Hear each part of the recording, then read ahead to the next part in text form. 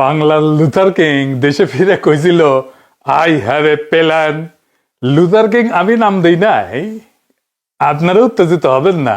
আপনাকে প্রিয় মিডিয়া দিছে, আমারে না ওদের ধরেন। তো এই প্রসঙ্গে পদ্মা নদীর মাঝির একটা দৃশ্যের কথা মনে পড়লো, আমারে না ওদের ধরেন। রাইসুল ইসলাম আসাদ কুবের মাঝি কপিলারে ধরিছে, পুকুরে জ্যাপটে ধরিছে আর কি। তা কপিলার হাত থেকে ছুটে গেছে কলস, কপিলা পানি আনতে গেছিল।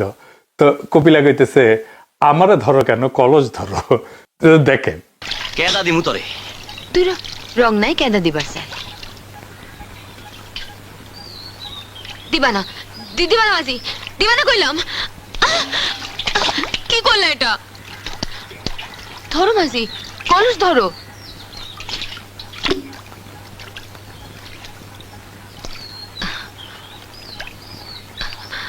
আমারে ধরো কেন, কলস ধরো।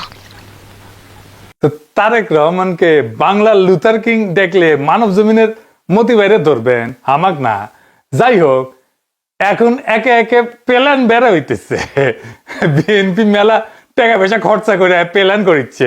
আমরা প্রত্যেকটা প্ল্যান বিশ্লেষণ করে দেখবো, আর দেখবো আসলে এই প্ল্যান কেঙ্কা তারেক রহমানের দলের লোকেরা প্ল্যান করবার পারে কিনা। প্রথমে এটা স্বাস্থ্য নিয়ে প্ল্যান দেখি। বিএনপি কইতেছে তারা ক্ষমতা নেওয়ার প্রথম 180 দিনে কি করবি, কোনো বানানো কথা না, তাদের কথাই, তাদের তৈরি ভিডিওই দেখি। আসেন দেখি। বিএনপি জনগণের ভোটে নির্বাচিত হলে প্রথম 180 দিনের মধ্যেই চালু করবে United national health care solution. এটি একটি এআই নির্ভর ডিজিটাল হেলথ রেকর্ড সিস্টেম, যা নাগরিক স্বাস্থ্যসেবার কাঠামোকে আধুনিক করবে। সবার জন্য স্বাস্থ্য নিশ্চিত করতে নাগরিকদের জন্মকাল থেকেই চিকিৎসা ও স্বাস্থ্য তথ্য প্রযুক্তিগতভাবে সংরক্ষণ করা হবে। এতে শহরে কিংবা গ্রামে যে কোনো সময়ে হাসপাতালে গিয়ে দ্রুত চিকিৎসা পাওয়ার পথ সহজ হবে। United national health care solution হবে রোগী, পরিবার ও চিকিৎসকদের জন্য সমন্বিত প্রযুক্তিগত স্বাস্থ্য সুরক্ষার ভিত্তি। দেখেছেন, তারা কইতেছে BNP United national health care solution দিবি। ইংরেজি যেহেতু কইছে ঠিকই কইছে, তাই না? এটা এটা এআই, এআই মানে আর্টিফিশিয়াল ইন্টেলিজেন্স, মানে কৃত্রিম বুদ্ধিমত্তা। মানে আমাদের বুদ্ধি চলে না আর কি, আর্টিফিশিয়াল লাগে আর কি। এই যে এআই নির্ভর ডিজিটাল হেলথ রেকর্ড সিস্টেম, যা নাগরিক স্বাস্থ্যসেবা কাঠামোকে আধুনিক করবে। সবার জন্য স্বাস্থ্য নিশ্চিত করতে নাগরিকদের জন্মকাল থেকেই চিকিৎসা, নাগরিক তথ্য প্রযুক্তিগতভাবে সংরক্ষণ করা হবে। এতে শহরে বা গ্রামে হাসপাতালে দ্রুত চিকিৎসা পাওয়ার পথ সহজ হবে। রোগী, পরিবার এবং চিকিৎসকদের জন্য সমন্বিত প্রযুক্তিগত স্বাস্থ্য সুরক্ষার ভিত্তি হবে এইটা। বুঝি চাও, ওই ইংরেজি বাংলা মিলে এত কঠিন করে কইছে, হাঙ্গারের মতো মুখশুক্ষের জন্য একটু বোঝা মুশকিলই আছে। যাই হোক, এটাই ছিল ওই ভিডিওতে, তাই না? আপনি তো দেখলেন। তো আপনি গুগল করে বা নেট সার্চ করে অতিরিক্ত তথ্য পাইবেন না, তাই এইটুকু নিয়ে মূল্যায়ন করি আপাতত। আমরা এটা ধরেই নিতে পারি বিএনপির মধ্যে থাকা বেস্ট ব্রেন গুলো, মালগুলা এটা বানাইছে। আমি শিওর কয়েকজন পিএইচডি টিএইচডি মিলে বৈশা করিছে এটা। আমি চিনি কাউরে কাউরে। যাই হোক, তো সেই বেস্ট ব্রেন কেমন মাল পয়দা করে আসেন দেখি। তো প্রথম কথা, এই যে এটা কইছে, এটা কি বিএনপি পারবি 180 দিনে করতে? পারবি না, অসম্ভব, অসম্ভব। ওই যদি 180 দিনে এটা করবার পারে, কান কেটে কুত্তা খেলাম আমি। 6 মাসে ম্যাক্সিমাম যেটা করতে পারে, একটা পাইলট ডিজাইন করতে পারে, এটা সীমিত ট্রায়াল পর্যন্ত যাইতে পারে, তাও এটা করা সম্ভব হবে না কয়েকটা কারণে। পূর্ণ সিস্টেম তো করবারই পারবে না কয়েকটা কারণে। এই প্রস্তাবটা কিন্তু বিশাল বড়। এই প্রস্তাবের মানে হইল দেশের প্রত্যেকটা নাগরিকের জন্ম থেকে মৃত্যু পর্যন্ত চিকিৎসার ইতিহাস, নাগরিক তথ্য, হাসপাতাল, ডাক্তার এবং পরিবার সবাই এক প্ল্যাটফর্মে দেখতে পারবে, এবং আর্টিফিশিয়াল ইন্টেলিজেন্সের সিদ্ধান্ত নেওয়ার ক্ষেত্রে সহায়তা করবে।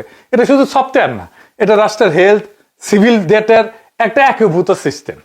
6 মাসে কেন সম্ভব না? বাস্তব কারণে। এটা আসেন বুঝে দেখি। এক, আইন ছাড়া ডেটা রাখা যায় না। এমন সিস্টেম চালাইতে হইলে আগে ডেটা প্রাইভেসি আইন লাগবে, কার তথ্য কে দেখবে, এটা স্পষ্ট আইন দরকার। বাংলাদেশে এই লেভেলে স্বাস্থ্য ডেটা আইন এখন নাই, এটা বানানো লাগবে। সময় লাগবে 6 মাস থেকে 1 বছর শুধু আইন বানাইতে। আইন না থাকলে এটা ইউজই করা যাবে না, এটা কাজই শুরু করা যাবে না। ওদের মাথাতেই নাই হেলথ ডেটা প্রাইভেসি আইন লাগবে এটা। এন্ড কইতে পারেন যে আপনি তো দাদা আগের এপিসোডে কইছেন অধ্যাদেশ বানায় আমরা কাজ শুরু করব, আইন পরে করে নিব। হ্যাঁ, এটা একটা সলিউশন হইতে পারে, তাই না? আপনি তো কইছেন সংসদ পাশ হওয়ার আগে অধ্যাদেশ বানায় কাজ করা যাইতে পারে, হ্যাঁ তাই কইছেন না? হ্যাঁ, আপনার তো এখন নিজের চক্করে পড়ে গেছেন, তাই না?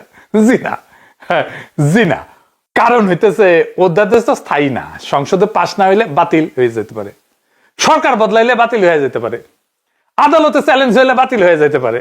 কিন্তু আপনি যদি অধ্যাদেশের উপর ভর করে নাগরিকের স্বাস্থ্য ডেটা নেন, শিশুদের জন্মকালীন ডেটা নেন, তাইলে তো ডেটা থেকে যাবে, কিন্তু আইন থাকবে না। এটাই সবচেয়ে বড় বিপদ। স্বাস্থ্য ডেটা রোল ব্যাক করা যায় না, মানে কলার মতো এটা ছুলে ফেললে আর বুঝে দেওয়া যায় না, বুঝছাও? একবার যদি বলা হয় যে ডেটা জমা দেন, তারপর অধ্যাদেশ বাতিল হয়ে গেল, তো ডেটা কি মুছে যাবে?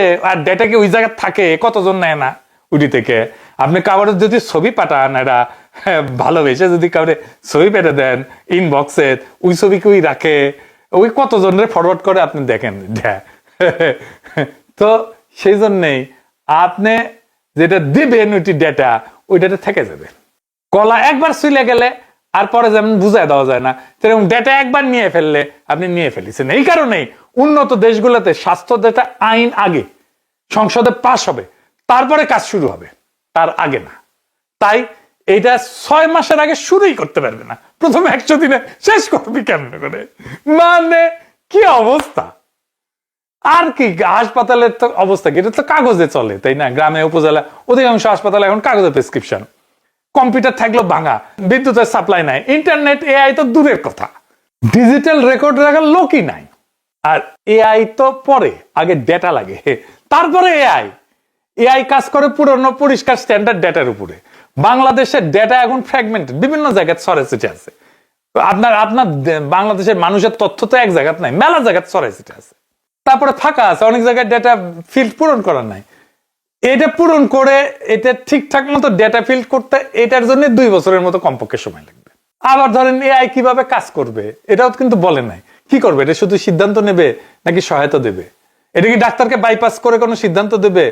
এআই বললে তো মানুষ ভয় পায়। এই ভয় দূর করার জন্য পলিসি দরকার। এই পুরা ডাক্তার, নার্স, স্বাস্থ্যকর্মী সবাইকে ট্রেনিং দিতে হবে না এই সিস্টেমে? ট্রেনিং দিতে সময় লাগবে না?